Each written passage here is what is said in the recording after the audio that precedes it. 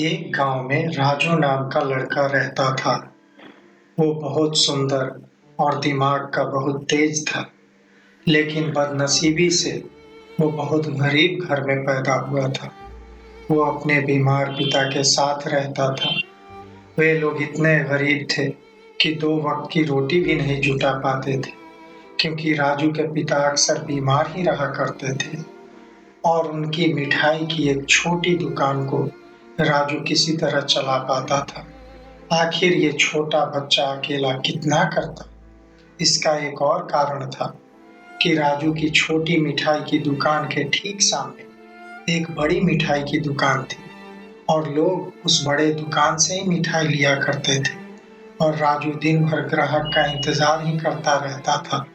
कभी कभार एक दो ग्राहक आए तो आए, नहीं तो वो भी नहीं।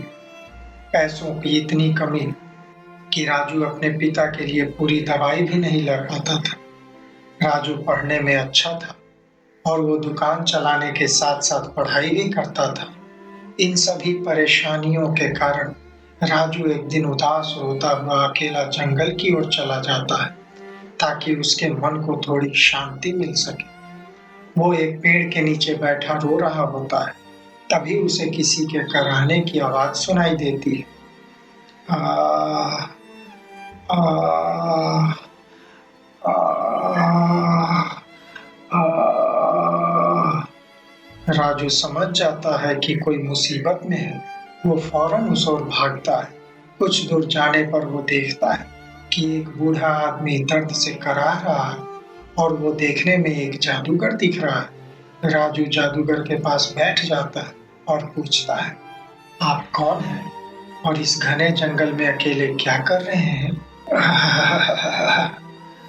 शुक्रिया बच्चे, ये जो सवाल मुझे तुमसे करना चाहिए वो तुम मुझसे कर रहे हो। नन्हे बच्चे, मैं एक जादूगर हूँ और अपनी जिंदगी पूरी जी लिया हूँ और मेरा अंत समय आ चुका है। लेकिन आपकी ये हालत कैसे हुई? मैं एक करतब की प्रैक्टिस उस ऊंचे पेड़ पर कर रहा था और तभी वो टहनी टूट गई और मैं उतनी ही ऊंचाई से नीचे गिर गया और मेरी ये हालत हो गई। मुझे आपको देखकर बेहद दुख हो रहा है। क्या तुम मेरे लिए थोड़ा सा पानी ला सकते हो? मुझे बहुत प्यास लगी है। अगर थोड़ा पानी मिल जाएगा तो मैं आराम से मर सकूंगा। मुझे लग रहा है कि बिना पानी के मेरी मौत अभी हो जाएगी। ऐसी अशुभ बात आप ना बोले। आप चिंता ना करें, मैं अभी पानी लेकर आता हूँ। राजू वहां से भागा और उसे रास्ते में एक पुराना मटका भी मिल गया। राजू के सामने एक सुंदर सा झरना था। वो जैसे ही आगे बढ़ता है उसके सामने शेर आ जाता है। पहले तो राजू डर जाता है, लेकिन वो रुकता नहीं, आगे बढ़ता है और शेर गायब हो जाता है। राजू के आगे बढ़ते ही एक बहुत बड़ा काला नाग उसका रास्ता रोककर खड़ा हो जाता है, लेकिन फिर भी राजू रुकता नहीं और आगे बढ़ जाता है। सांप भी गायब हो जाता है। वो झरने से पानी लेकर दौड़ता हुआ वापिस आने लगता है। राजू जादूगर के पास आ जाता है। राजू जादूगर को अपनी गोद में लिटा लेता है और फिर उन्हें पानी पिलाता है। बहुत शुक्रिया नन्हे बच्चे, बहुत शुक्रिया। लेकिन बच्चे, तुम इस घने जंगल में अकेले क्यों आए हो? मुझे तुम बेहद परेशान लग रहे हो। मुझे बताओ, शायद मैं तुम्हारी कुछ मदद कर सकूं। क्या बताऊं जादूगर दादू, मेरे पापा बहुत बीमार रहते हैं। हम इतने गरीब हैं कि उनकी दवा तक नहीं खरीद पाते। कभी कभी हमें भूखे पेट तक सोना पड़ता है। देखो बच्चे, जिंदगी में मुसीबतें तो आती ही हैं, लेकिन हमें उन मुसीबतों का सामना करते हुए आगे बढ़ते रहना चाहिए।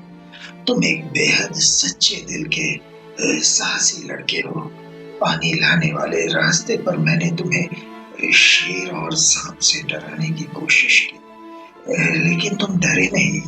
तुमने मेरे अंतिम समय में मेरी मदद की है, तो मैं तुम्हें अपना जादुई थैला देता हूँ, जो तुम्हारी सभी ज़रूरतों को पूरा करेगी। लेकिन ध्यान रहे, तुम इसका दुरुपयोग करोगे तो ये गायब हो जाएगा। और एक बात, ये थैला तुम्हें पैसा नहीं देगा, सिर्फ ज़रूरत के सामान देगा। लेकिन मैं इसको ले लो बच्चे। और इतना कहकर जादूगर मर जाता है। राजू जादुई थैला को लेकर अपने घर गया। वो सबसे पहले जादुई थैला से अपने पिता के लिए सारी दवाइयाँ मांगा। फट से सारी दवाइयाँ सामने आ गई। फिर राजू ने अच्छा अच्छा खाना मांगा। फट से ढेर सारा खाना आ गया। पहली बार राजू और उसके पिता खूब सारा अच्छा खाना खाए। राजू के पिता की तबीयत भी ठीक हो गई जब उन्हें पूरी दवाइयाँ मिलने लगी। जादुई थैला से राजू को रोज ताजी मिठाई मिल जाती थी और वह उसे अपनी दुकान पर जाकर बेच आता था। इस तरह राजू अपनी मेहनत और जादुई थैले की मदद से पक्का मकान बनवा लिया। जादुई थैले की मदद से उसकी जिंदगी बदल गई, लेकिन वो मेहनत करना नहीं छोड़ा। वो अपनी पढ़ाई भी करता और अपनी दुकान भी चलाता। लोग राजू की ताजी मिठाइयों के दीवाने हो गए। राजू की दुकान पर अब भीड़ लगने लगी थी। ये देखकर उसके सामने वाला दुकान मालिक जल जाता था और राजू की जिंदगी में हुए इस चमत्कार का रहस्य जानने की सोचता है। इस राजू के बच्चे की सच्चाई पता करनी ही पड़ेगी। एक दिन राजू के पिता उससे पूछते हैं, राजू, ये सब कैसे हो गया बेटे?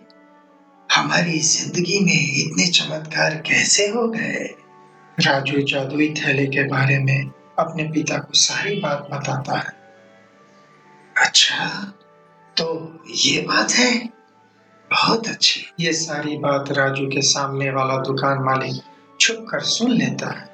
जब राजू और उसके पिता सो रहे होते हैं, तब वो चुपके से आकर जादुई थैला को चुरा कर भाग जाता है। वह जादुई थैले को लेकर अपने घर आता है और जादुई थैले को आदेश देता है, ऐ जादुई थैले, मुझे ढेर सारे पैसे दे। दुकान मालिक ये नहीं जानता कि ये जादुई थैला पैसा नहीं देता। मालिक गुस्से से बोलता है, तुमने सुना नहीं, मैंने तुमसे ढेर सारे पैसे मांगे। अगर इस बार तूने मुझे पैसे नहीं दिए तो मैं तुम्हें जलाकर राख कर दूंगा। मालिक के धमकाने के बाद भी जब जादुई थैला पैसा नहीं दिया तो मालिक बोला, रुक, मैं तुझे जला ही देता हूँ। तेरा किस्सा खत्म करना बहुत जरूरी है। तूने राजू के साथ मिलकर मेरा बहुत सारा नुकसान किया है। मालिक मशाल लेकर आता है और तभी जादुई थैला गायब हो जाता है। जादुई थैला उड़ता हुआ वापिस राजू के पास चला आता है। मालिक भागा भागा फिर से राजू के घर आता है और फिर से थैला को चुरा कर भागता है, लेकिन इस बार वो ज्यादा दूर नहीं जा पाता। थैला से बड़ा काला नाग निकलता है। सांप उसे डस लेता है, जिससे उसकी मौत हो जाती है। थैला फिर से राजू के घर वापिस आ जाता है।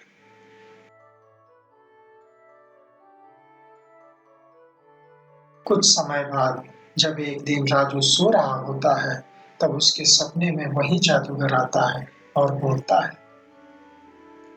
राजू बेटी, मुझे लगता है कि अब वो समय आ चुका है जब तुम मेरे दिए गए जादुई थैले को किसी दूसरे जरूरतमंद को दे दो। तुम्हारी जिंदगी अब अच्छी हो चुकी है और अब समय है कि किसी और की मदद करने के लिए ये जादुई थैला तुम उस जरूरतमंद के पास पहुंचा दो। और इतना बोलकर जादूगर राजू के सपने से चला जाता है। अगली सुबह होती है। राजू को जादूगर की बात याद आती है। ऐ जादुई थैले, तुमने मेरी बहुत मदद की, उसके लिए तुम्हारा शुक्रिया। मुझे दुख है कि हम अब अलग हो रहे हैं, लेकिन मुझे इस बात की दोगुनी खुशी है कि तुम किसी दूसरे जरूरतमंद की मदद करने जा रहे हो। राजू जादुई थैले को लेकर गांव में एक बीमार बूढ़े व्यक्ति के पास आता है और उनसे कहता है, बाबा, यह एक जादुई थैला है। आपकी सभी जरूरतों को ये पूरा करेगा, लेकिन याद रहे, ये पैसा नहीं देता। अब मैं इस उम्र में इसका क्या करूंगा?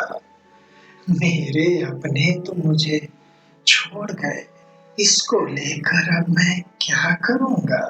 बाबा, आपकी जिंदगी जितनी भी बची है उसे तो आराम से गुजारिए, और जब आपको लगे कि इसकी आपको कोई आवश्यकता नहीं है तो मेरी तरह किसी और को दे दीजिएगा। ऐसे बारी बारी से हम हजारों लाखों जरूरतमंदों की मदद कर सकते हैं और एक दिन इस पूरी दुनिया से गरीबी खत्म हो सकती है। राजू थैला बूढ़े व्यक्ति के पास रख दिया और अपने घर की ओर चल पड़ा।